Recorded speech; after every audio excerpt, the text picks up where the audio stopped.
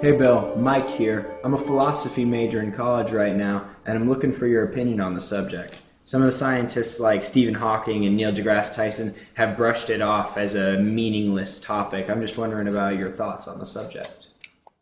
Mike, this is a great question. I'm not sure that Neil deGrasse Tyson and Richard Dawkins, two guys I'm very well acquainted with, have declared philosophy as irrelevant and blown it off, in your term. I think that they're just concerned that it doesn't always give an answer that's surprising.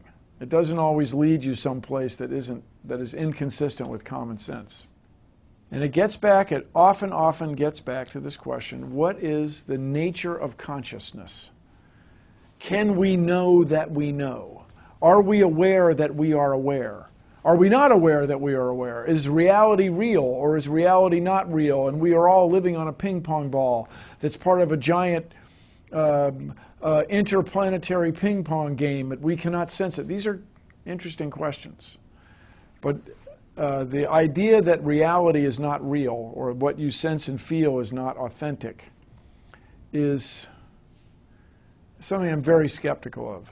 I mean, I think that your senses and the reality that you interact with light, heat, sense of touch, taste, smell, hearing, absolutely hearing, these are real things. And to make a philosophical argument that they may not be real because you can't prove, like for example, you can't prove that the sun will come up tomorrow. Not really, right? You can't prove it till it happens. But I'm pretty confident it'll happen. It's part of my reality. The sun will come up tomorrow. And so philosophy is important for a while, but it's also, I get where Neil and Richard might be coming from, I call him Richard, might be coming from, where you start arguing in a circle, where I think, therefore I am. Well, what if you don't think about it? Do you not exist anymore? You probably still exist, even if you're not thinking about existence. And so, this gets into the old thing.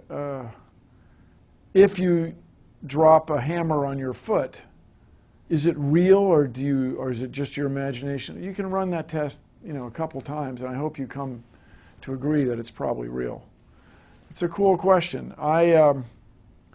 It's important, I think, for a lot of people to be aware of philosophy, but just keep in mind, if you're spending all this money on college, and this also may be where Neil and Richard are coming from, philosophy degree may not lead you on a career path.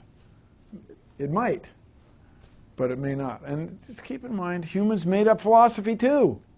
Humans discovered or invented the process of science. Humans invented language.